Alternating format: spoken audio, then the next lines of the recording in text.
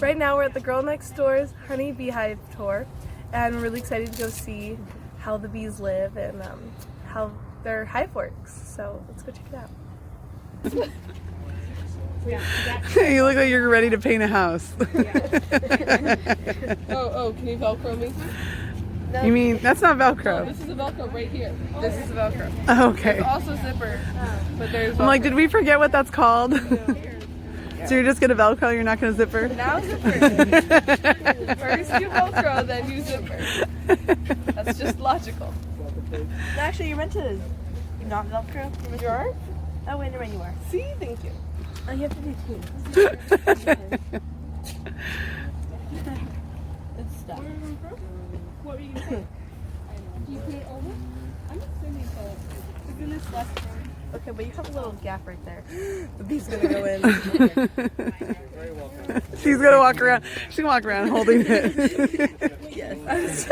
I just tried to reach over to grab it. Okay, so. Everybody ready? Almost. Awesome. Okay, so you can leave your hoods flipped back behind you. We're going to go down some stairs. And you kind of want to be able to see as well as you can. Great. I need a rubber band for my hair. I don't have one. Me this way. Put the hat on now. You can leave it back for now, okay? So follow me this way. It's allowed to leave it off. You can leave it on if you want, yeah. Okay, shouldn't we put our heads on? Yes, I think we should. Go for it. What do I do with my hair? Okay. I'm going to put it into its own bun and Okay. wrap it around itself. Can you help me with my head? Meant to put this on yet? Yes, I see. They say put it on? Yes, everyone else is doing it. Well, he said we could have it off. I'm good. I want mine on. I would like it on. Off on me. That may seem like it's a barrier, but it's not. What's that for? What's that for? I had hair in my face. I was trying to get it off. Like, are you crazy? Oh, I see it. Yes, there is. The cameraman has to get suited up too. Let me up there.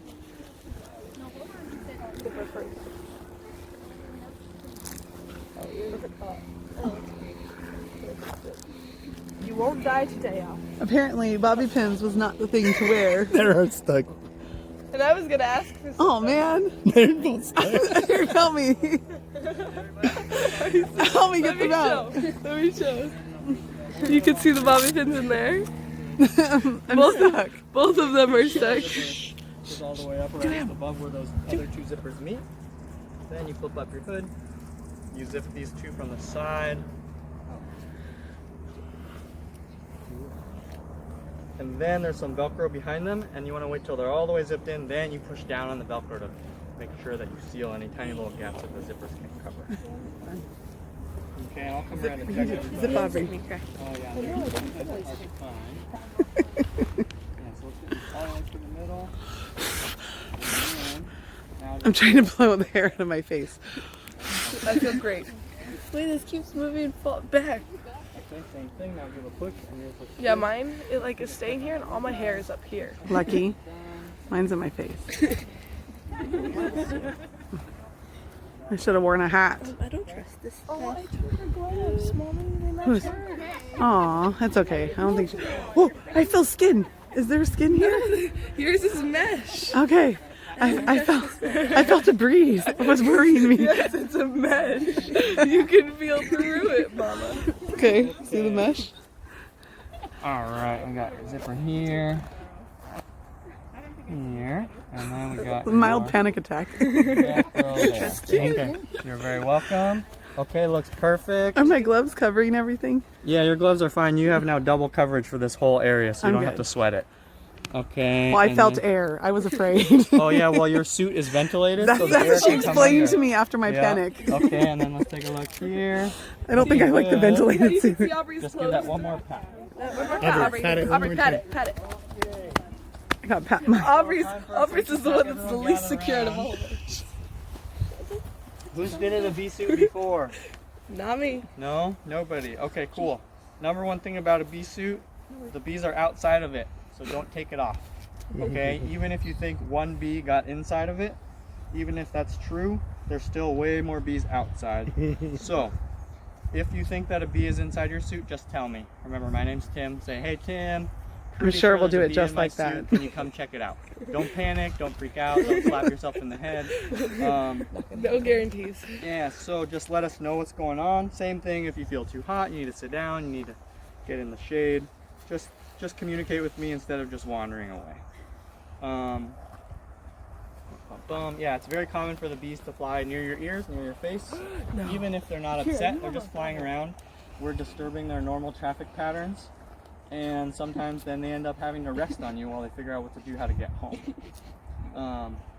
So it's really not a big deal, and the bees will tell us how they're feeling, okay? Everyone knows that a bee can sting you, right? And then people tend to focus on that fact a lot. Similar, a dog can bite you, any dog, right? But we all kind of have learned how to judge a dog's behavior and to know that dog seems pretty calm. And we also know if you're acting kind of freaked out, the dog kind of freaks out too. Bees are very similar. If you're freaking out, if you're behaving badly, then they're going to focus on you. So people who swat, they say they swat because bees always sting them, but it's the other way around. The bees always sting them because they swat. So the first thing we're going to do is light a smoker. Anybody know what the smoker does? Calms It bees. emits smoke. Yeah, effectively it calms them for us. So the bees do a few things when they smell smoke. They usually move a little towards the middle of the hive because that's where they would be more protected from a fire. And then they also tend to eat honey. Just think if you have to evacuate, you're going to start loading up your belongings that are valuable. For bees, essentially, that's honey. That's all they can take with them. And so they have two stomachs inside of them. One's for eating and digesting. The other one's like a backpack inside their body. Okay, they can carry their own body weight in honey in there. So they gorge on honey. They'll be stuffed. You'll see them stuff their faces in the comb. They're totally ignoring us, which is good. And they're filling up on honey. When they're full, their bellies are full, their stinger is kind of like a cat's claw. They have to sort of unretract it, right? They have to reveal it. And they do that by currying their body over. So when they're really full in their stomach, just like us, they want to lean back. They don't want to curl over and get that stinger out. So they're less likely to sting you. The last thing that it does, bees communicate with smells. Does everybody see in the email not to eat bananas? Mm-hmm. Does anyone eat bananas? No. Okay, good. Bees communicate with smells, and there's a smell they use to mark enemies and to communicate about intruders, and they call it the alarm pheromone. It smells just like bananas. Anybody remember like the candy runts, the little hard candies? They have the banana ones, it's super like chemically banana taste. It smells like that. And so if you eat bananas, you've marked yourself as an intruder and just sort of gotten yourself more attention from the bees.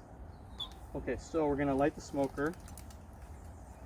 Who knows why bees are important?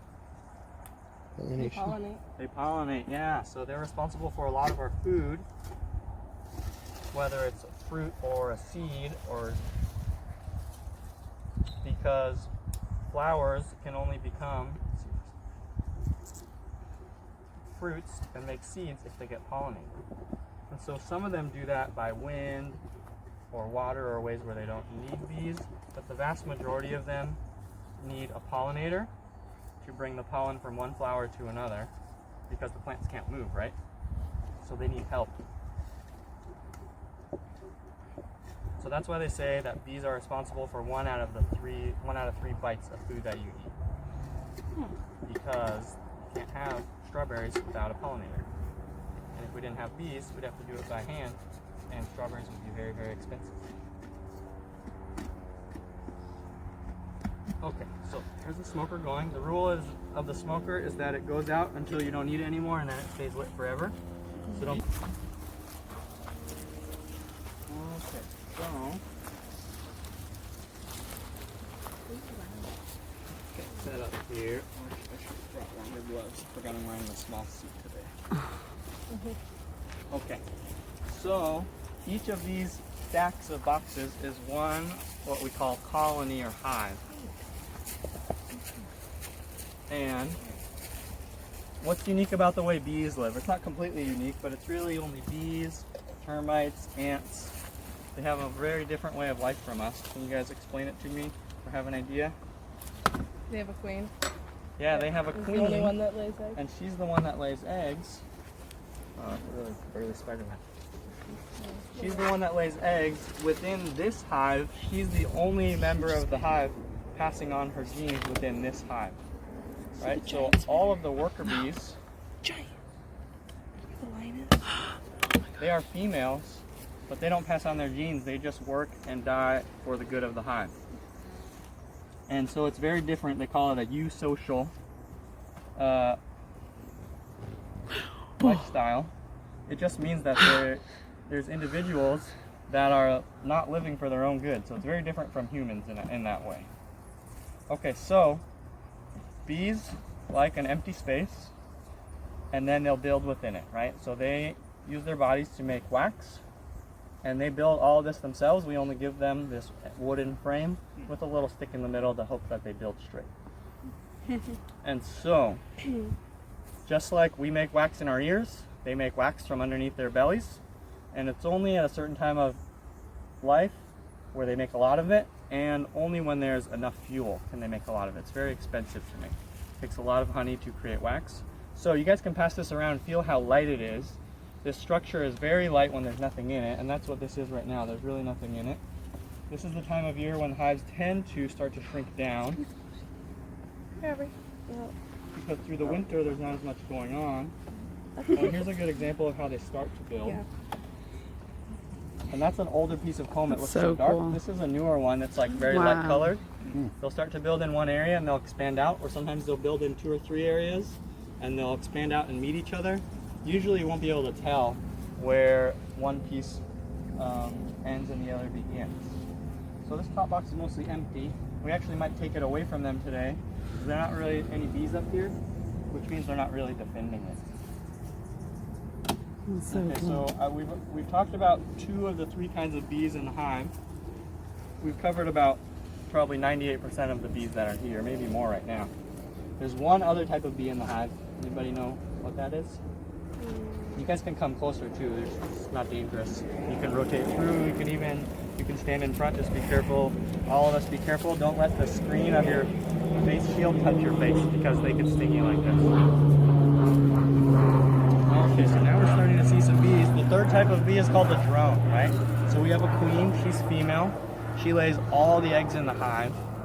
She's the reproductive member of the hive. Anybody have an idea how many eggs she can lay in a day? A million's a little bit high. 5,000? 5,000 maybe just a touch high. I wouldn't be surprised if they could find a queen that did it. They think 2,000 to 3,000 eggs in a day.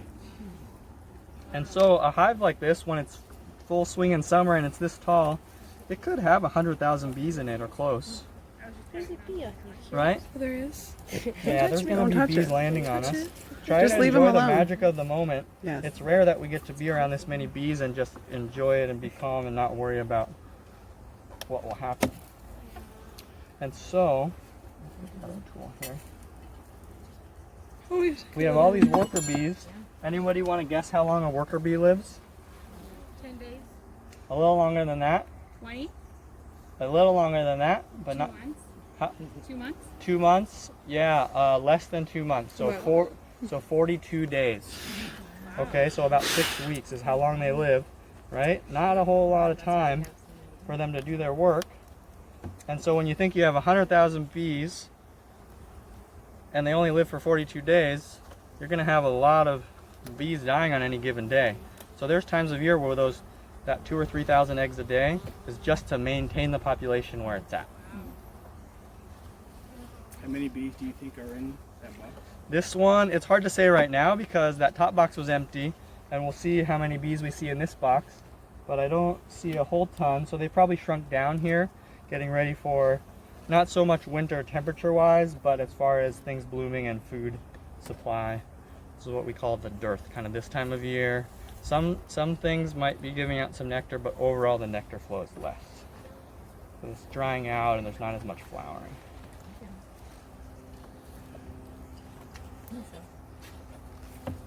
Okay, so the worker bees are female. They're responsible for all the work of the hive. If you guys look on this side, that's what I'm talking about, where they stick their faces in the comb and they're just eating honey. There's a little bit of honey or nectar in this frame. It's a little heavier. If we get it in the sun, we'll probably see some like shiny liquid in there. Here, I'll take that and we'll just set it here. And then another thing, I haven't told you guys yet because those first combs were empty, so you can pretty much flip them whichever way you want. But when we get a full frame, if we hold a full frame sideways like this, it doesn't have enough strength, it'll break off, okay? Because it's only meant to be up and down. So I'll show you guys now. It wasn't really important with those first ones. So now when we pass these around, if there's anything in them, or just assume they would break if you turn it sideways, just let it rest on your fingers and gravity will hold it the right way, basically. You can turn it a couple degrees either way, but mostly you want to move your body towards the sun to see a different angle instead of flipping the comb. So let's pass this around. You can watch these little bees gorge themselves. If you get the sun behind you, yeah, just like that, and kind of let it stay mostly straight up and down. And you can see the shiny stuff in there, that's nectar. Oh, so cool. Okay. So these worker bees, in their 42 days, they're responsible for all of the work that happens in the hive except for the laying of eggs, which is the queen, right? And so that includes I want to see. Hold it for me. feeding babies, and that includes No, I need the sun. taking out dead bodies. Oh wow. It includes cooling off the hive or warming it up. Wow, look at them eating. And then it also includes leaving the I'm hive not to go letting it gather touch stuff. What do bees eat, you guys? Is it Honey? focus? Is there anything else they eat? Nectar. Pollen, yeah. Okay, So, pass it on. for bees, they kind of have their two food groups, honey, Just to hold which the top is their part. carbohydrates, right? They burn that You for guys put your energy. fingers there. And pollen, which is, you know, their building block for new bees, right? So it's really important they have enough pollen to make new bees, to have babies. All right, so nectar they get from flowers, right? It's sugary water. It's the flower's reward to pollinators for coming to the flower and bringing pollen around. So it's kind of a trade. But it's really watery. If you leave sugar water out, what's going to happen? Stuff's going to grow in it, right? It's going to go bad. It's going to ferment, or mold will grow on it. So what the bees do with it is they dry it out. So it starts out about 80% water. They bring it back to the hive and they take a few steps. The first step is just one bee sitting there with a drop of nectar out on her tongue, letting the air go over it to suck some of the water out of it. After that, she puts it in a cell like this. She stirs it around with her tongue. They are always moving air through the hive, and slowly that's helping to pull some of the moisture out, especially when it's really dry out. They can dry it out pretty quickly. Once it's dry enough, about 18% water or so, they cap it off. So you see some of the cells on this one. We'll pass this one around. It's a little heavier, and you see the caps there, the waxy caps on some of the cells. The pretty unique thing about honey, it's a natural food. You know, it's coming from a plant, but it will never spoil if it is protected from moisture. I'm gonna get a picture of They that. had honey in the tombs of the pharaohs, sealed in little pots. Oh, I feel it on my Aubrey, stand next to her. Totally good to eat still, except possibly cursed. So that's 2,000, 3,000, however many thousand years old. It doesn't go bad. It will crystallize. It's just a physical change in the structure of the honey, like water turning to ice, right? It's just a reaction that happens that changes the structure of it. The honey's not bad to eat. You can eat it crystallized. If it's, you know, unprocessed honey, it's usually really good when it crystallizes. It kind of gets this creamy, smooth texture for it. Can't honey like never go bad, right? Yeah, it never goes bad. So thousands of years, as long as moisture can't get to it, then it won't go bad. Oh, sorry, bees, I'm swooping out.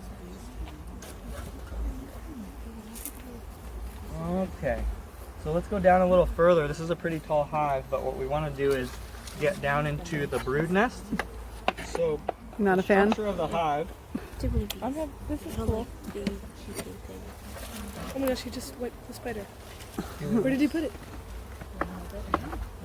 So the structure of the hive is, if you can imagine, Where'd it a go? football or a basketball in the middle of the box somewhere, maybe right around here. That's where they're making the babies. And then outside of that, if it's available, they'll cover with honey. Honey is like their insulation. Honey, even more so than water, takes a ton of energy to heat it up or cool it down. So that helps to keep the temperature constant in the hive. Anybody want to guess what the bees set the thermostat to inside the hive? How warm or cold do they like it? 89. You're not that far off. Oh. You're pretty good. It's about 95. Oh. Yeah, which is, so it takes a ton of energy, and that's why we're not here every day opening them up, because even on a warm day, we're kind of we're kind of leaving the door open when the heater's running. Okay, so it does cost them energy, but we think it's worthwhile because you guys learn and can pass your knowledge on to other people. So they keep it 95 degrees in here, and that's very important for the development of the young bees. Because if it's not warm enough, it takes them longer to develop. And some of their pests use that development cycle for their reproduction. And when it takes longer, those pests multiply more. So these mites you might hear about tend to use that reproductive cycle as their opportunity to reproduce alongside the baby bee. So when the queen lays an egg, she lays 1 egg per cell, and the bees actually decide the size of the cell. The small cells that we've been seeing so far are for worker bees, and then they'll make bigger cells for drones, which are the boy bees. We haven't really talked about them yet. And so if the worker bees do all the work, right, they're all female, the drones are the males, what's left for them to do, right? Any guesses? Okay, their job is to mate. So their job is not to mate within this hive, because that would be incest. Their job is to go out into the world, find a queen from another hive who is young and just beginning to mate. The queens only mate in one period of their life.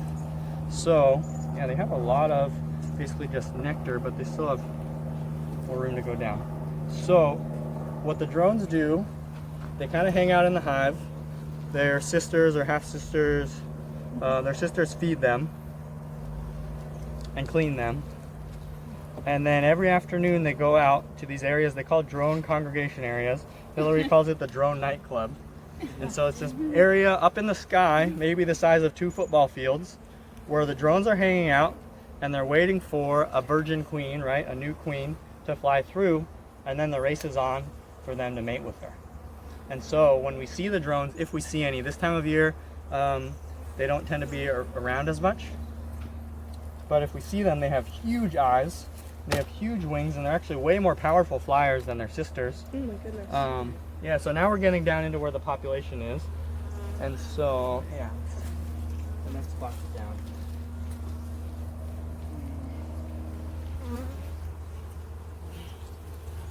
And so if they're successful, they mate with the queen. That's how they pass on their genes. So they reproduce also, but not within this hive.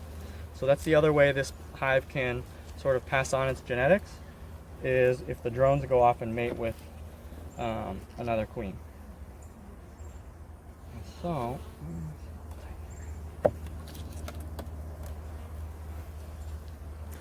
so guess what happens when he mates with a queen?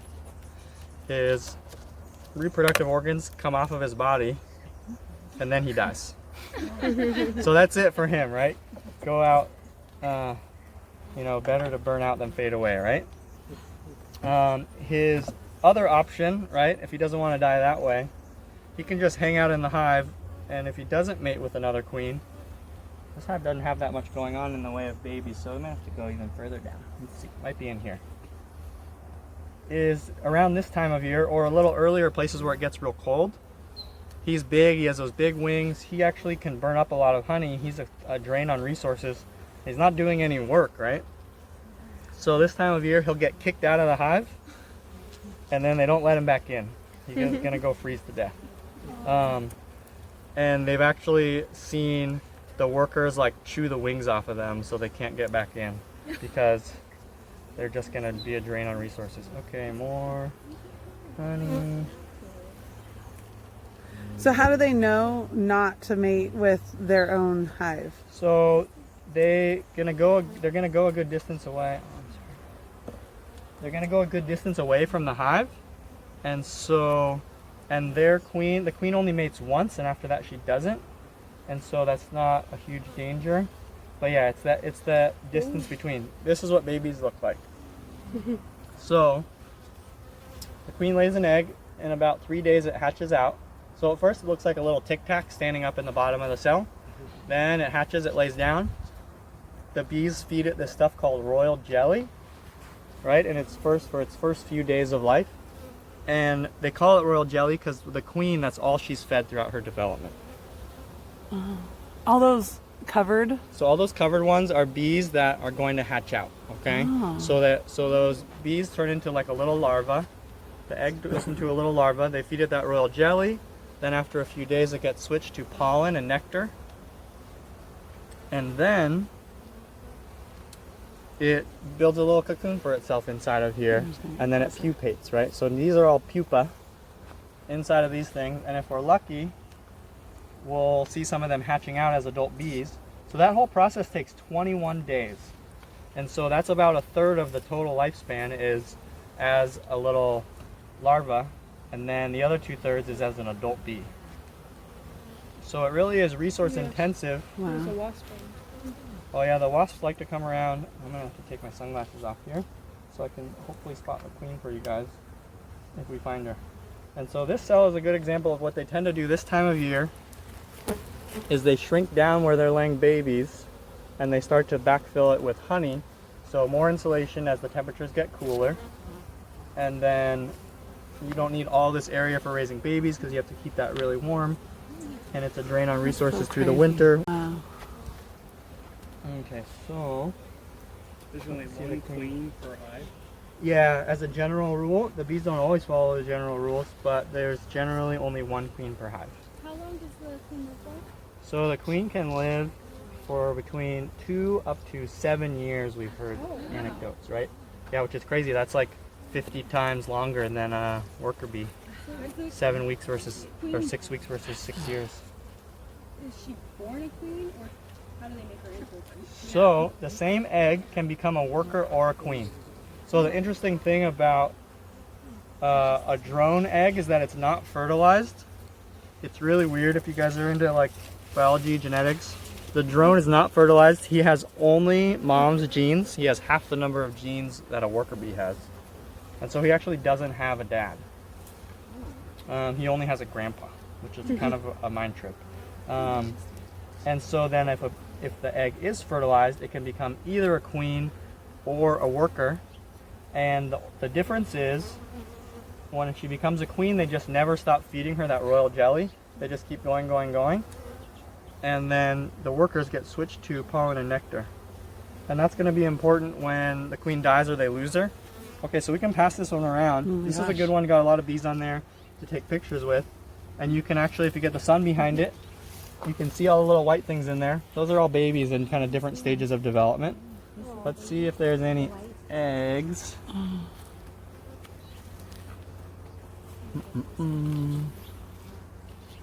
I see some pretty young larvae. Oh yeah, there's like an egg or a newly hatched larva in here somewhere. But you just got to get the sun to hit the bottom of the cell in order to be able to see those eggs. It can be tough, especially if you have a tough time with close-up vision. But so take that and take a look. Carrie, you want to grab it? Okay. Okay, so there you go. You get your fingers under there. Good job. And you can kind of get the Turn sun towards the behind sun. it. And so does the queen look different, or She does, yeah. We'll hopefully see her. So the other thing that's different, they feed her only royal jelly. She's gonna be a lot bigger, and so they have to build a special cell for her to hatch out of. Wow. So she gets. It looks kind Put of it like down a little? hanging off the side of the cone. So I can see you. Or off the bottom of the cone. And her development is just different. So she's bigger. Her reproductive organs develop more, obviously, because she's going to make They're on my hand. Is it on your lay hand? eggs. But actually, her digestive organs develop less. And so she actually has to Hold up here. like digest it for her. Her attendants, they eat their food, partially digest it, and then they feed it to her. Also, bees are really clean. They all leave the hive to go to the bathroom, except for the queen because she's too important. So the bees just take her poop outside for her. Wait, I couldn't hear what you said. So the other bees take the queen's poop outside for her. Oh. They just like drop it outside. The dead bodies, they usually just fly out the front and drop the dead bodies. It can vary how far they take them depending on the different hives. Okay, so this is second to last box. We'll probably see if we can find the queen in here. The bottom box is usually pretty empty. And then we'll put them back together. I don't like to keep them open too long. The longer they're open, the more it stresses them. And we have smaller hives where we have a quicker shot to find the queen in those ones. Anybody have any questions so far? I know there's like kind of info overload. No, I love it.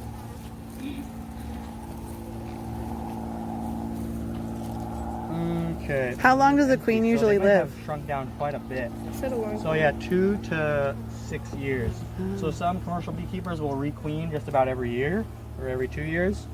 So then they're killing the queen and putting a new one in. But out in nature, you know, 6 years, not uncommon. And it's really hard to know because your queen may swarm away and go live somewhere else. Oh, that's kind of a cool one. Like yin and yang combs. So this is a little pathway they leave for themselves to get back and forth. Wow, so this hive, they were really big, but they've shrunk down quite a bit. So that queen, she could be on the one we're passing around, but she was probably in one of those 2 boxes where we saw that all of that brood. And there's not, I don't expect to see any brood down here. This is kind of empty. So I'll probably shrink them down right now a bit so that they can defend themselves better and use their resources better and not be so spread out trying to defend this comb that they don't really have any use for right now. And they may in a few months if we get some rain and things bloom, but yeah, no eggs or anything here. Yeah, so we'll take this off.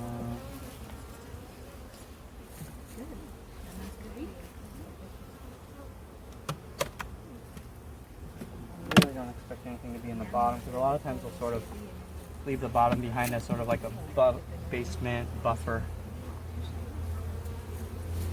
Okay. Set this here. Do you know about how many bees are flying around us right now? No. No, I couldn't estimate. It's a good amount. Yeah, there's a good amount. Okay, yeah, so this bottom one empty.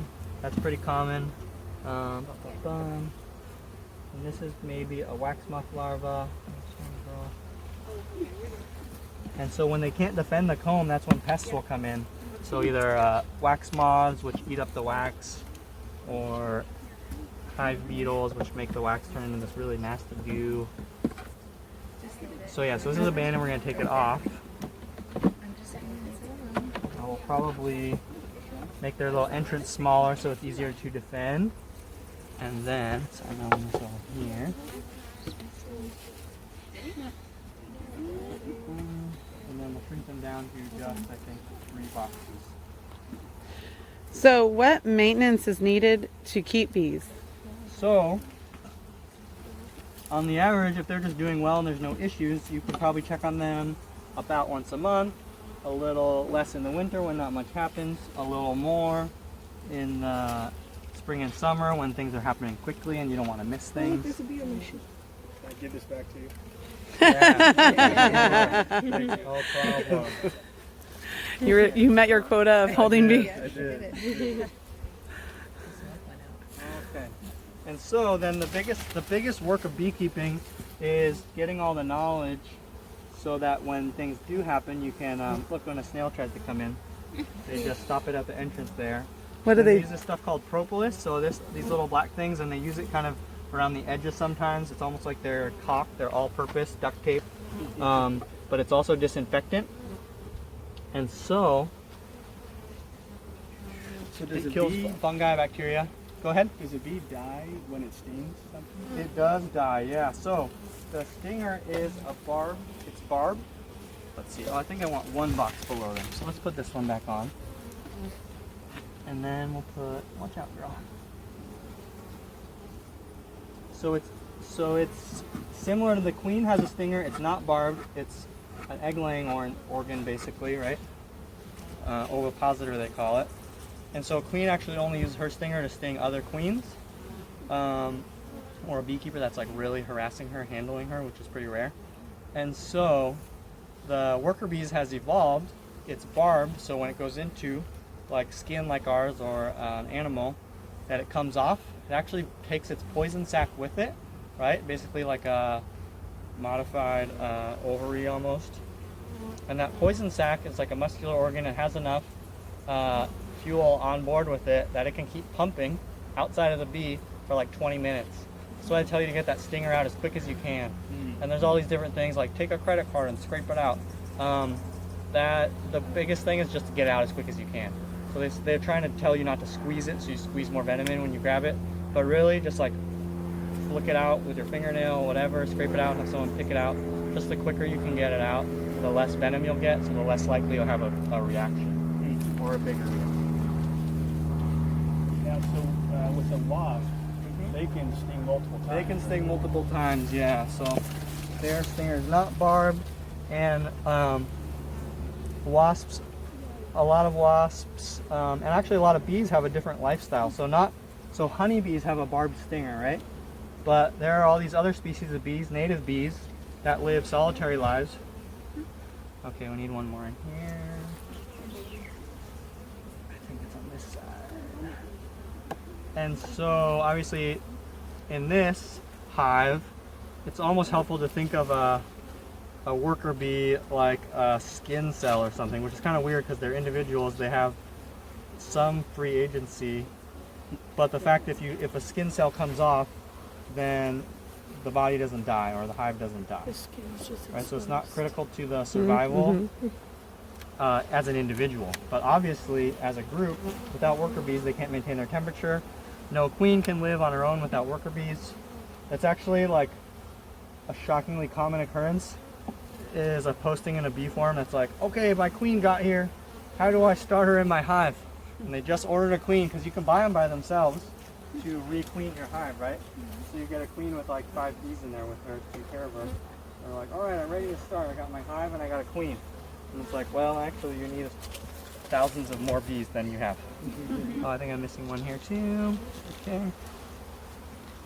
And so that's kind of the magic of the superorganism, right? They all need each other to survive. They're all working together to achieve their goal. Yeah, those big black bees, are those called bumblebees? And the big ones? So there are different ones. There are big bees that are black that are called bumblebees. There's really big ones that are black that are called Carpenter Bees. And those ones are pretty loud. And they're probably some of the biggest bees we have around. And when they sting, do they die as well, or can they sting? No, I don't think so. It's pretty uncommon for them to sting. And actually, those ones, sometimes the males, which actually look orange, they call them teddy bear bees. They're not quite as big, but they're bright orange. And the males will sometimes chase you off of their turf. Everywhere. But the females, usually they won't bother you. They won't Just like bother you. absorbing. And that's like a common theme with bees. Some people talk about bees as aggressive, but the term that I like to use is defensive. So there's certainly a spectrum of how defensive bees can be, but almost universally, unless you're at least near their hive, they could not care any less about you. They care about you zero. Pretty much like anybody out doing their work in the world, you can walk past somebody, you don't really care about them. If they're in your backyard at night, you're like, hey, what's going on? This isn't, you have your things, your valuables, your babies, your honey there, and so it's very different. Okay, this was pretty empty, or there's some nectar in there. Yeah, this is. Do bees like water? So yeah, bees do like water, and when it's really hot, right? We said they like to regulate the temperature. Yeah. Especially here, 99% of the time that means they're heating the hive up. But obviously when it gets really hot, when the sun is shining on them, they want to cool it off. And the way they do that is they gather water, they spread it on the surface of the combs, and then they move air through the hive to evaporate the water. And so, evaporative cooling, kind of like swamp cooler or whatever. How do they move air through the hive? So they create a current with their wings. So on a hot day, sometimes you'll see them at the front of the hive, fanning their wings, and then they're pulling air through. And they're doing that almost all the time. It's kind of cool that we have bees at our house, and when you walk by the hive at night, it almost smells like somebody baking bread. But they also do stuff to the pollen. When they go and get pollen out in the world, it's kind of like going and gathering a grain, like you're going and picking rice or wheat or something, right? You don't really just go home and start popping the rice in your mouth and eating it, because you're going to get bloated and upset stomach and not really any nutrition. So what they do is they bring the pollen back. It gets kind of coated in their saliva because that's part of how they gather it.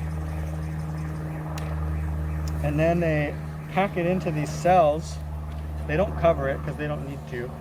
But when they do that, this beehive does not have only bees living in it. It has tons of bacteria, yeasts, sometimes ants, sometimes spiders, sometimes moths, and sometimes fungi, all these different things living in there.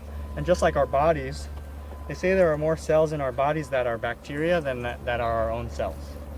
Okay, and then we live in concert with them. They help us digest our food. When you disrupt that balance, things go badly. And so the bees are the same way. So when they're doing that, when they're mixing up that pollen and they put it in the cell, it's like us making a sourdough culture. It actually is going to ferment in that cell, and that's going to make the nutrients more accessible to them. So then when they eat it, they actually get nutrition out of it. So they call it bee bread, and the hive smells so good at night because of that. Okay, so the bees gather nectar. They also gather pollen, and they can carry their own body weight of either one. And the way they gather pollen, their bodies are really hairy, right? So they fly on the flower. They're getting pollen all over themselves. They have these little combs on the side of their arms. So they comb their body and they gather that pollen up. They mix it with some of their spit. They make a little ball. And then on their legs here, they have like a little scoop out of their leg. And then there's these little wiry hairs that sit around it. And it's like a little basket area, okay? So they stick that ball there, and they can have half of their body weight on either side, and then they fly home with it. So it's fun to watch them sometimes flying in because they can be incredibly clumsy, just like you would be if you had a backpack on that weighed as much as you and you were trying to run or fly with it. So let's give them back some of what was in here, since there's comb on it and there seem to be bees on it in this corner. How long does honey take to make? So it's totally variable, because if it's really dry out and there's also a lot of nectar, then they can bring the nectar in fast and they can dry it out really fast. And then if there's not a lot of nectar, then they can't bring it, it's going to take them time to gather it. Or if it's really humid out, it's really hard to dry out. So there's just so many factors. So we kind of have an idea how the hive lives, right? There's worker bees, and they actually progress through all those jobs we talked about through their life. So they start out as a cleaner, then they slowly move towards the front of the hive. They can become a guard bee, which sits at the entrance and sort of decides who can come in and who can't. They can become a forager bee. Oh, so we're lucky they are building here, which is pretty funny because they had all that empty comb they're not using, but this was a corner they wanted to have more comb in. See how they're all hanging like a chain off of each other? Call this festooning, and that's how they build and measure. So as they excrete that wax, they use all their bodies to keep it warm so they can mold it, and then they mold it and put it in place, and this is almost like a living scaffold, so they can build the right size, the right direction, and all that. Okay, so that's good. When they're building, that's a good sign of resources coming in. So we like to see that. And so then we'll give them, maybe they abandoned it for me. We'll give them these guys here. Okay. And so now. What was the other thing you were talking about that lined the bottom? The Oh yeah, propolis. And so see all this like black line all around the edges is propolis. And so that's a substance the bees make. They get like resin from plants. So we got eucalyptus around and different plants. They mix it up with their saliva and kind of make this real sticky dark substance that is disinfectant basically. And it's also a hole stopper. So the general rule, they have this law called the bee space. The guy, I think his name was Lorenzo Langstroth. That's who all these hives are named after. They call him a Langstroth hive. He came up with this idea of the bee space by studying the bees and realizing if you have a really small crevice in the hive somewhere, bees don't like that. It's an area for dirt to gather and get bacteria and things like that. So they'll stuff it with this propolis.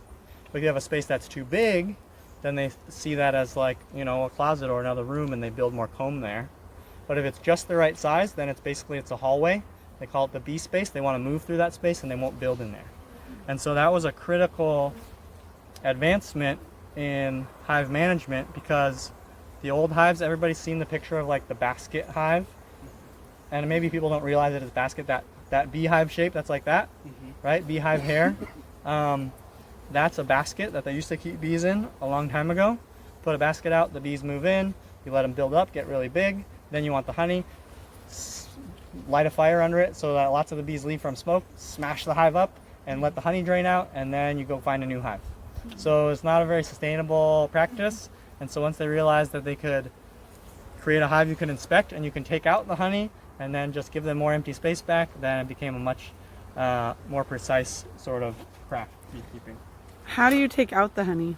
So any of those frames that we saw that was all honey, when it's all capped, pull it out, and then there's two ways to get it out. You can use an extractor, which is basically like a little centrifuge, hand crank, or they have motorized ones. So you cut off the caps and you spin it until all the honey flies out. Then you can give the comb back to the bees to fill up.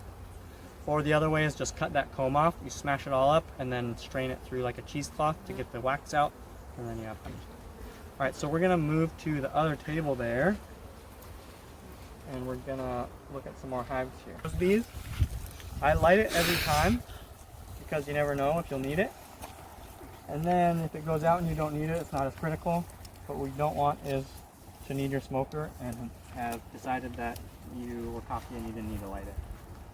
So, let's do this here. Okay, so we have a little bit of an idea of how this hive lives and how they make more individual bees, right? The queen just lays more eggs. But what we haven't talked about yet is how do you get more hives? Because when we call this a superorganism, I like to think of the hive as the organism, essentially, right? It's an ongoing thing. It's replacing all its cells over the years, but it's still kind of the same thing. And so how do you get another hive, right?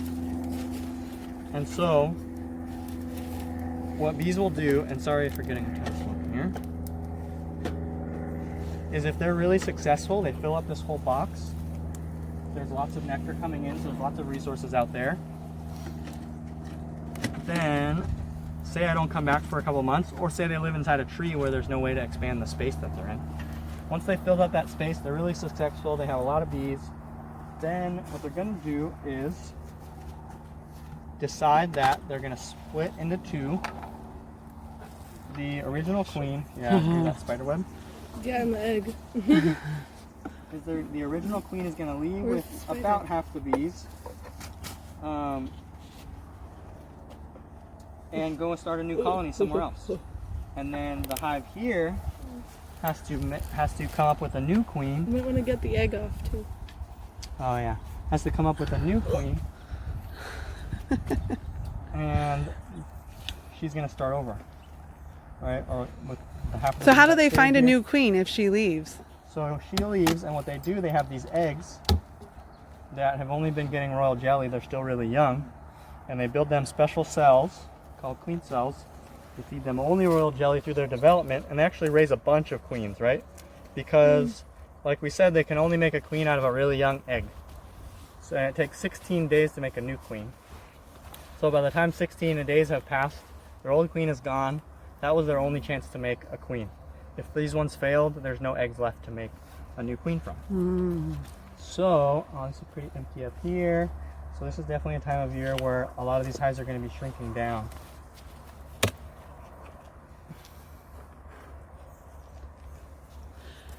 So if she only mates once, how does she make 2,000 or 3,000 eggs So a day? she mates isn't it? in one period of her life.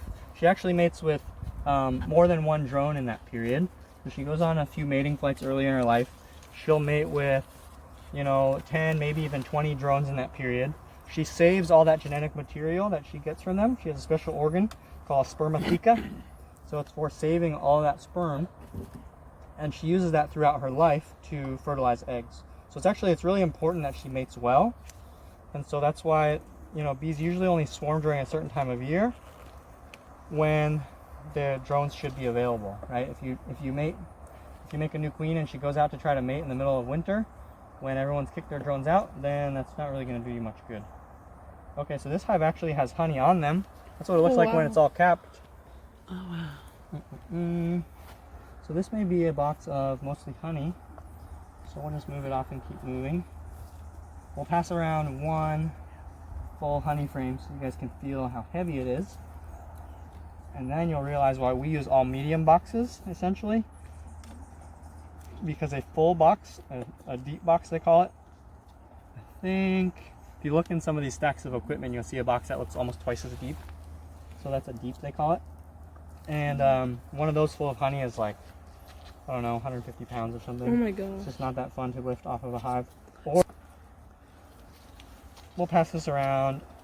You guys can feel, okay, you felt how light the empty comb was, right? So you know what the weight is accounted for, the comb and the Oh my gosh. wood. And so then now you can feel that Let me and see, see. okay. Actually, they say about 1 Go in the pound sun? worth of wax, I can't see. when it's all spread out in the hive, can hold 20 pounds. Aubrey, worth. stand next to her. So they're very efficient with it because it's so expensive to make. Okay, so Let me we see. got cream out of there. So you collect the honey, right? So crazy. Yeah, we collect the extra tell honey. if it's So we always leave focused. the I bees hope it enough is. to make it If through it's what? I can't the tell time if when it's there's nothing to focused. gather. Some beekeepers, So cool. if you're really it's prioritizing pass honey it. protection, you take more and then you give them Would you back. like to hold it? Oh, got that one. Sugar water. Sugar water is sort of like food substitute. It's not really food. It's just sort of empty calories. Oh, that's it. Okay. So why is this one full of honey and the other one wasn't? And so it just has to do with how their workforce was through the time when things were going well. They could have had any kind of an incident, or they could have swarmed and taken their honey with them. So there's all these different possibilities, right? So when they swarm, they take as much honey as they can carry with them.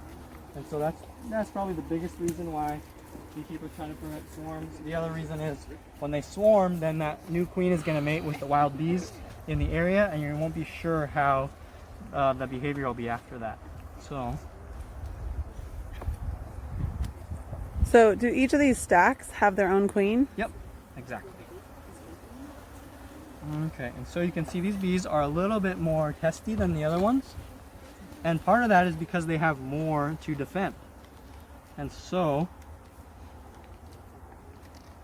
They're like all over him.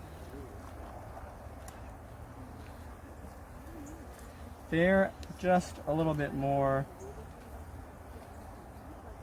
maybe confused. They're not really mad. So if those are full of honey, then they don't have babies in them? So yeah, that box I took off was just all honey. And that's how they'll tend to do it. They don't want to have a huge area where they're laying eggs most of the time. At a certain point, they'll switch over and start putting just honey in there. Okay, so let's see. It's also possible if a hive ever becomes queenless, then there's no more eggs being laid. And so there's fewer mouths to feed, so then they'll save up honey really quick, which is always a possibility. So why is that all black? So it's just a different color of wax behind it, and the cappings just look darker. So sometimes it'll look like you'll think the honey's really dark, but it's actually just the comb. Okay, so there's a lot of honey in this hive. And we haven't seen babies yet, which is what we want to know, that the hive is healthy. So some new beekeepers get really excited when they find all this honey, but you want to get far enough in to make sure the hive is doing well. We want to see babies.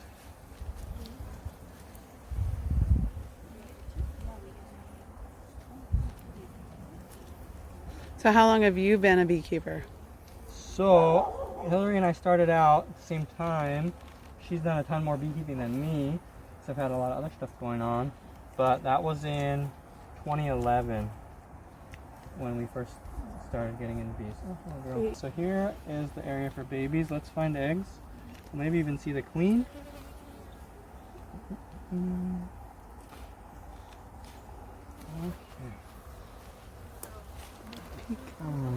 Larva, larva, eggs.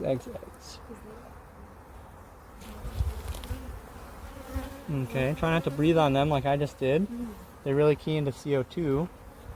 Oh, someone crawling on my arm. Yeah, I forgot I have short sleeves today. But that's okay. Oh no, that's not crawling, that's just sweat dripping down my arm. Okay, so we'll pass this around. if you can get the light right behind it, it's pretty tough because the bottom of the cell is kind of reflective. But down in this area here, there are a few eggs in there. So see if you can spot them. You get the light just right. So, yeah, okay. We'll pass this around. Kara, here. Can you hold There it? you go. Take it from Aubrey. Here, hold this so I can look at it. I got it. Good. That's okay. I got stuck with Oh, they're the not very on me? sticky. Okay, and I so have a hole in my face. for this hive, the reason we'll want to not keep them open a long time is because we have honey out. And the analogy that people seem to understand really well is that honey out is sort of like having money on the ground. And so it certainly brings out the worst in people.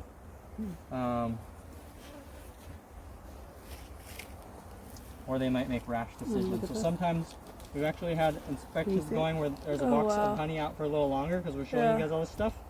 And then a weak swarm will try to move into that box of honey because they're so short on resources. I realized that. That they kind of make a desperation move when they see honey unattended. So cool. Can you see them? Here, look in here. They're Swarm is a specific eating the honey. term. Oh yeah, so that's what we're just getting to. Corner. That's when they're gonna when they send off the old queen with half the bees. That's a swarm. That's crazy. So they leave. They have honey in Do you their guys wanna bellies hold and nothing else. Someone hold it? So they're homeless. They have to find a new home, and that's what a swarm means in technical terms. So it gets misused a lot because people just use it to say like, oh, this person got swarmed by bees. They use it kind of to describe an action. Yeah. But that's a little bit. Is that when they land in your front yard in a tree and Absolutely. I think you're they're exactly pretty- right. So you'll see them in a big cloud, and then all of a sudden they're in a little ball. That's a swarm landing. And the thing to know about a swarm is they're kind of like a nomad, right? They don't have really much. They don't have any babies to defend. That's as docile as you will ever see a group of bees is a swarm. Why would the queen and the worker bees just suddenly leave in a swarm? So to us it's sudden because if we don't expect it. But to them it's not sudden because they filled up their space. They're out of room. They've built up a lot. And they're basically taking their chances that they can send her off to start a new hive and have a successful hive here.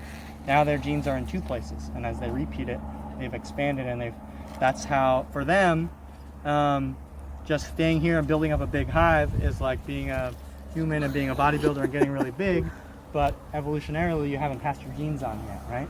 So So that's not like a mean thing, like kicking her out. It's no, yeah, they don't kick her out. They decide, hey, it's time for us to split in two and start a new thing. Ooh, see how they react to that wave?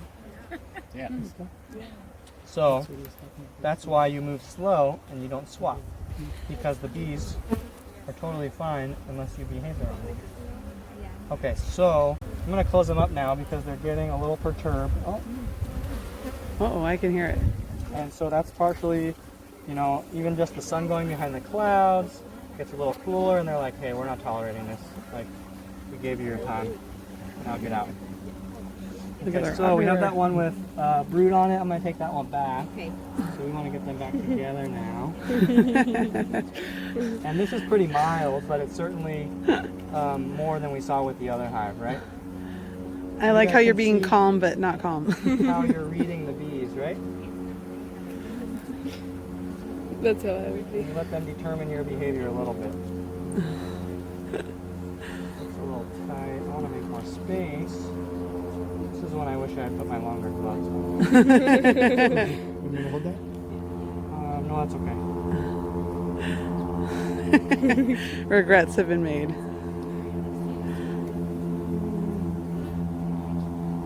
Actually, yeah, I may have you hold that. Thank you. Just so I can do this extra still.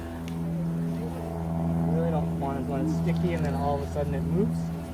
And then you get them real excited. Okay, so. Here, Andy, look at me. There Back we up. go. Okay, now I'll take that. Oh, you want to get a picture? Yeah. Yeah, pop in the sun there. Yeah. To get the comb in the sun. Watch me fall That's down. a step. Don't fall. Okay. All right. Full have all the bees land. maybe if you ate the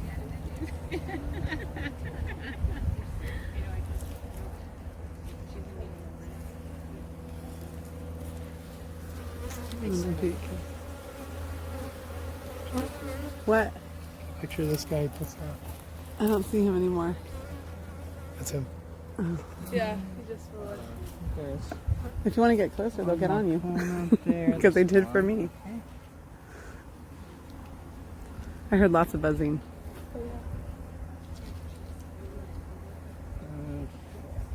So, This ventilated suit really is tricky. oh yeah, you feel the breeze? Yes. Just slight anxiety. I This like is when the my. bees are acting up, but you also have a bunch of foxtails in your suit and they keep poking you. Oh, They're like, oh no. Oh, okay. oh my god. So have you had them fly up your suit? Yeah, I don't like to admit that very often. Especially if I forgot these boots and then we're dealing with some ornery bees. Okay. Let's get the smoke. Yeah, that's quite a lot. See if it's lit. For the wrists.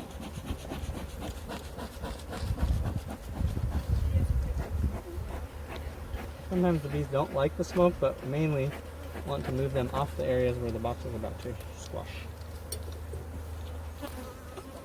Then, this is the tricky part, and when, especially when you have a huge box full of honey, is setting down something that weighs 50, 70, 100, 120 pounds slowly and not catching any bees. So,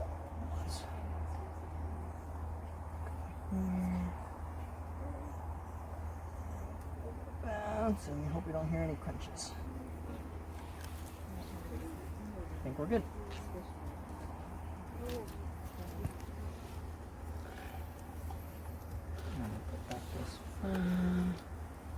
Okay, so we'll go into this small hive here and hopefully get you guys a royal audience. Okay, so a swarm has nothing to defend and they're very docile, and that's like something that people don't understand, for better or worse. So some people see a swarm and they assume a swarm is aggressive because they're all flying around and they freak out or they call an exterminator. And then the other thing is, some new beekeepers will catch a swarm and they're like, oh, they're so nice, cool. There's a giant spider right next to your hand. Oh, okay. Oh, on there? Yeah. No, thank you. I know, just don't want them to crawl on that. Okay, usually I let them. Is a new beekeeper will catch a swarm and say, oh, well, they're really nice, I don't really need to worry about them, I'll move them into my teeny tiny backyard. And then when they build up, then they show their real character when they have something to defend. So it can get you either way. All right. So let's open this little hive. So once that hive has left that swarm, they have to decide where they're going to live next. And the way they do it is they have these bees called scout bees. It's kind of like the special forces almost. It's like one of the more rare jobs to have. They say it's the most adventurous bees. I'm not exactly sure how they gauge that, but they do it. And so those bees will fly off and look for a cavity that's the right size that they want to move into. They actually spend time specifically measuring the size of the cavity. They walk all through, inside and out of it, like a real estate inspection. They might spend 45 minutes, an hour there. Sometimes they'll even spend the night there, overnight, to see what the conditions are. And then they come back to the swarm and they report on that cavity to say, hey, I think we should live here. And the way they do that is they do a dance that explains where it is and what it's like. And then other bees will be going to other spots and they'll be advocating for those. And so then the other bees that agree with them, so that's a little food patty that we give them, because they were really struggling. So we want to see if this would help them out. What's in the patty? I think it's touted as some kind of superfood stuff. I don't actually know what to put in it. Hillary put it in there, and she's actually the expert. I just know it will. So this hive was really struggling. So how did you know it was struggling? So they were shrinking down. They didn't have a lot of eggs. Their brood looked unhealthy. I think they had a queen, but she was laying very little. And you can see how small they are, right? We have these ones where the whole box will be full of bees. These ones only have bees right here. So they haven't really rebounded miraculously or anything.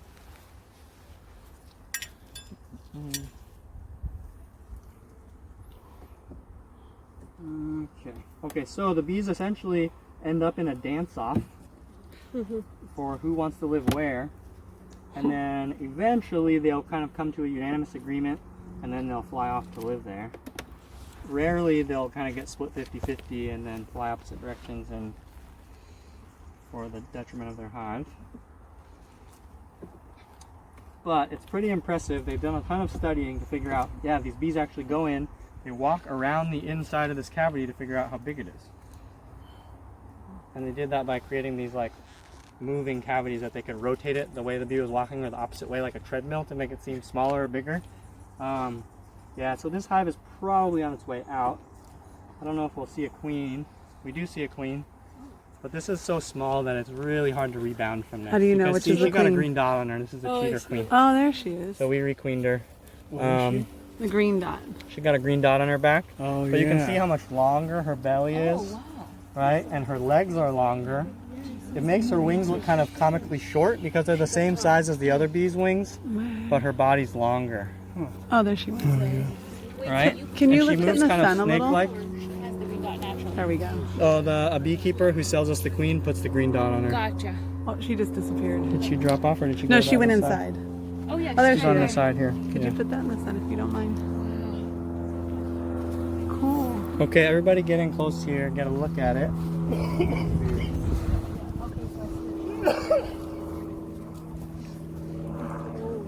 Are you going to look at the queen? Come on this side. Okay. Aubrey has a rip in her suit. Uh-oh, where? Here, it's big enough for bees. Oh, fun. And bees have been there. Plug it. Plug it. These bees are maybe just on life support with that food. There's a very tiny brood nest. Yeah, she's kind of off in the corner. Some queens don't like being exposed like this in the sun, and they kind of try to hide. And some of them don't mind and they just do their normal thing.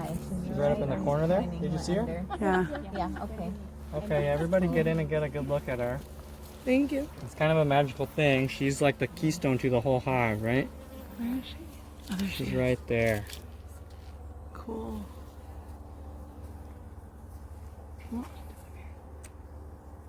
Okay, did everybody get up close? Yep. Come on up. Okay. Very good. So, So they let's can't put her just back. leave that box and go to the healthy box? They don't do that? So if your next door neighbor ran out of food, could he just move into your house? No. I mean, So I'm they just know wondering. that they know the... Yeah, and so Wow. it's helpful to think of bees like neighbors, Yeah. similar to us. So people think, oh, well, will one hive attack the other hive to steal its stuff? Well, probably not, just like you wouldn't to your neighbors, unless you were super desperate. Or sometimes unless you thought there would be no consequences for you, which is when one hive is super strong and the other hive's failing, and the big hive's just like, yeah, all right, let's take it. So it's pretty rare. But desperation times, which is when there's not a lot of stuff blooming. Okay, let's put the bees together in a group here. So what's gonna happen?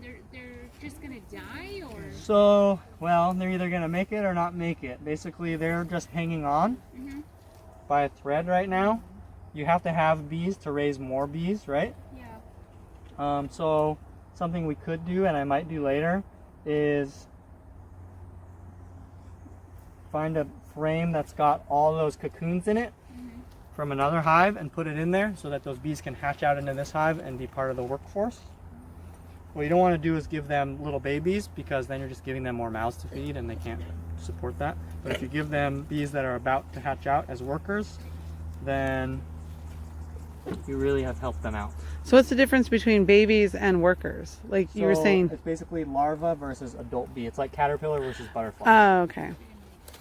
So the larva is before it hatches out. and That's then when they have to keep feeding them. Okay. Yeah, and then a worker has hatched out. It's now an adult bee. It looks like a bee instead of like a little grub. So why do you put that lid on flat and then those other ones tilted? Oh, so see, I put this one on flat because they don't need a top entrance. So some bees like to have a top entrance, and they like to have a little vent at the top they can move the air through, instead of just like down and out. It gives them like a good airflow, and it helps prevent moisture buildup. but you only want that if they can defend both entrances, they have enough bees to sort of keep things warm. If I open the top of this, that would just be more stress on them, let more heat out, and kind of disadvantage them more. So sometimes even a hive that's small like this, if you guys look in the front, you can see we have like a block of wood in the front and just a teeny little entrance. And that's the same thing, because they're so small, they could be invaded, so we kind of give them a more defensible entrance. Okay. Oh, there's that. Yeah, I encourage you guys to like step and look at the front of these and watch the traffic in and out. And you can kind of see, that gives you a sense of the population of forager bees. So it's not a good sign for like assessing hive health through time, but you can just see, oh, they have a lot of... Fun? Very. And if you look, you might see them flying in with those pollen pans, because they have little yellow or red balls in their legs. And, oh, those are the pollen?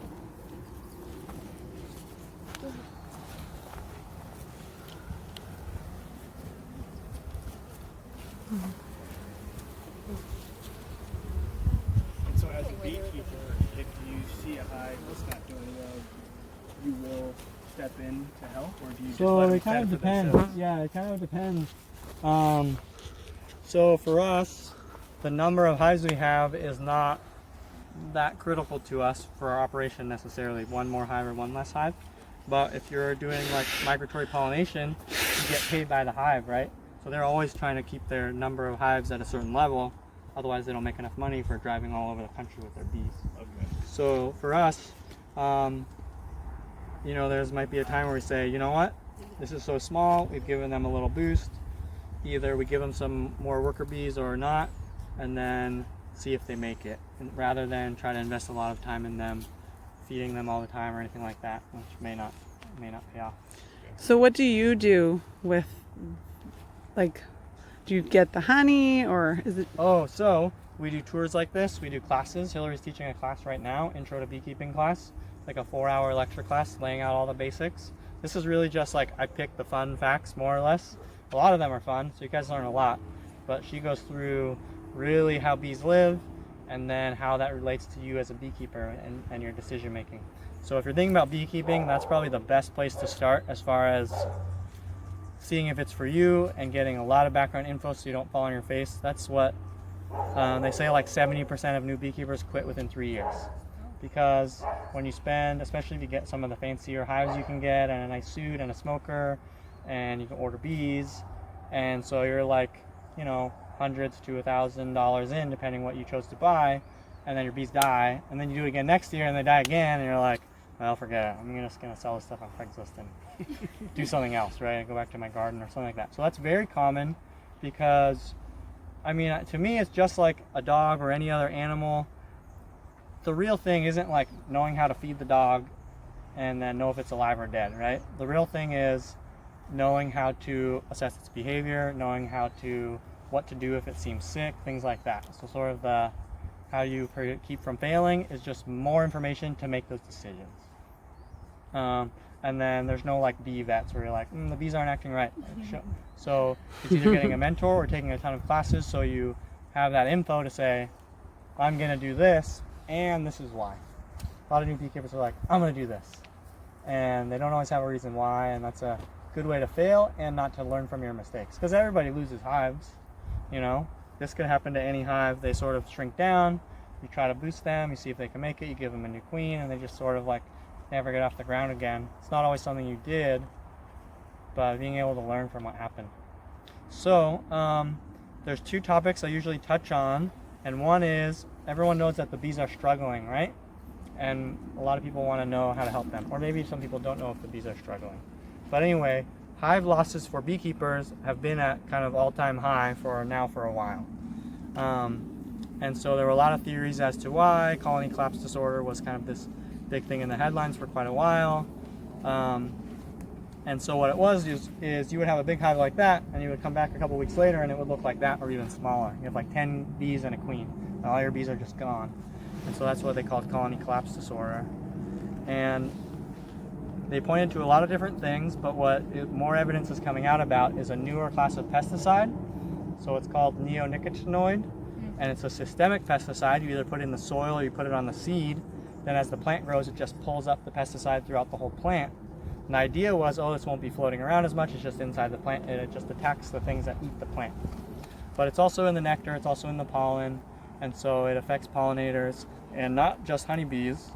And frankly, honeybees will never go extinct because we're managing them, right? It's like cows won't go extinct because there are people who keep cows and they keep them alive.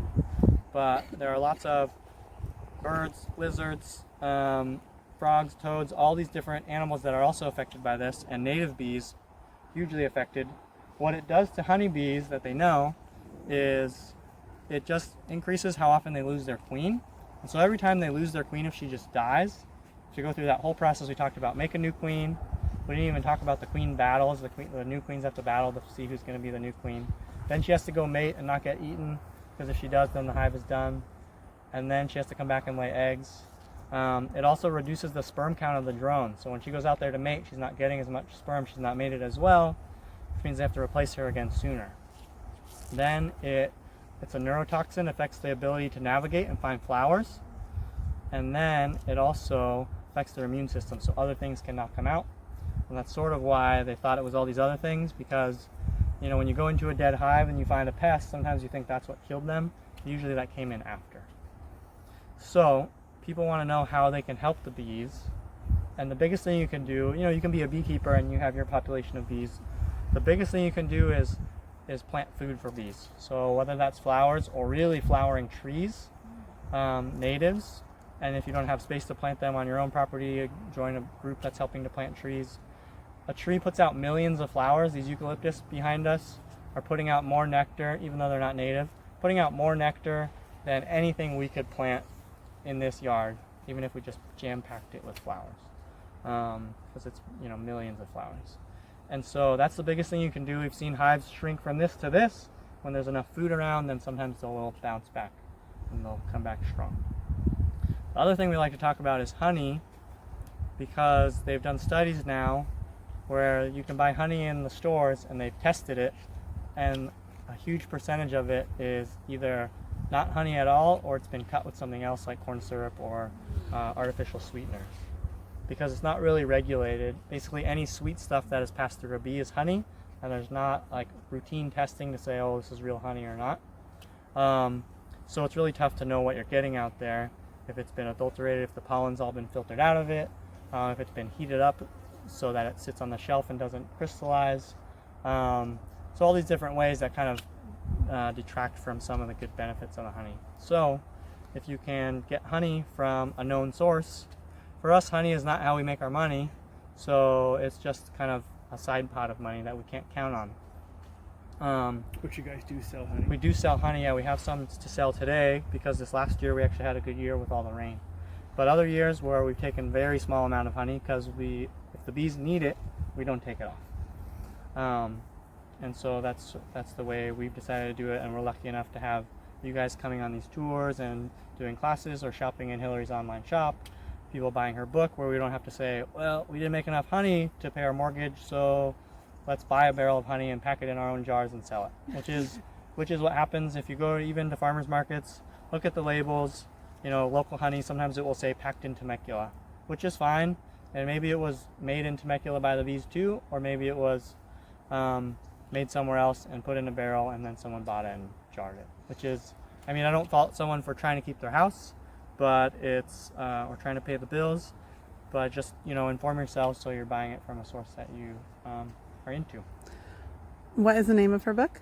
So she has two books. One is called Queen Spotting, and it's all stories about the queen bee and kind of the magic of encountering the queen bee, and then a lot about how bees live, sort of focusing on the queen, but all about honeybees, and with a ton of great pictures taken by her.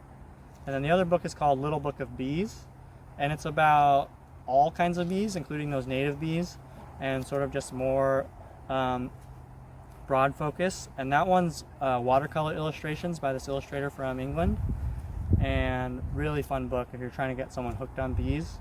Hillary likes to call bees the gateway bug, because people get into bees and then they sort of start to see how things are connected, and then they get into all kind of bugs. We have some of those for sale. Usually I try to remember to bring signed copies, but I wasn't that on the ball this morning. If you guys ever show up for a class or something, or a speaking engagement that Hillary does, she'll be happy to sign your book. or you can order them signed off the website. So when people get attacked by bees, usually it's they encounter a hive that they're not expecting. So common stories are cutting down a tree. The bees are in the tree and you didn't notice that they were flying in and out, and then you cut into their hive. Or the bees are in like a weird mound of grass or something and someone goes in with a mower. Or if they were in a shed no one was using and then you open the shed. And so that's almost always the case. Those bees all tend to get branded as Africanized. We didn't really talk that much about Africanized bees. The kind of very short version of it is that Africanized bees were made by people, by scientists in South America with genes from Africa. It's just different bees they were trying to mix together to create a super bee. They didn't create the super bee they wanted. They made something that more defensive and swarms more, and that's how they spread all the way through South America. Now they're here for 20 years. But they've been here for so long, they mixed with the native bees or the established bees here. And for the most part, all these bees are hybrids, except for that queen we saw with a dot. Most of these bees were from the wild and we captured. And then if they misbehave, we requeen them. If they don't, we let them live. And so we've sort of filtered out the really defensive genes. And now we have mostly just hybrids. So when people die, unless you test those bees and say, yes, they have the Africanized genes, you don't know what their behavior would have been. And also, any normal hive, if you run a chainsaw into any of these hives, even the ones with the green dots on them, they're going to go berserk. Just like if someone chainsawed into your house, you could be a really normal person, but you're gonna react. So, yeah, that's usually just like someone just barging into something. As people become more aware, people will notice bees in the side of their house or in trees. If you see them flying a lot, then you may have a hive. And so it's just, you know, if you don't bother them, you could do either. You could leave it there, or a lot of times what we'll have is bees in a wall. People let them live there forever and they don't bother anyone, and then they want their tree trimmed and the tree trimmer says, well, you gotta move those bees before I trim your tree, which is reasonable, and so then someone will remove them. You guys all ready to head up and eat some honey now? Alright, let's head on up. When we get over by the stairs, you're free to take your hood off. Good idea to check your neighbor for bees on you, but I don't really see you on us much. Then go all the way out front and then take off your suit out there. If you can bunch your gloves together like socks and then pull your suit in a little square, then we'll get some honey going. And, Your suit looks so big on you. Turn around really quick. Okay. You like my long arms? Yeah. And then this is from Poway, which is just a little north of here. Similar, like it's a little inland like this. Is that good, honey? From a different place. You guys can compare the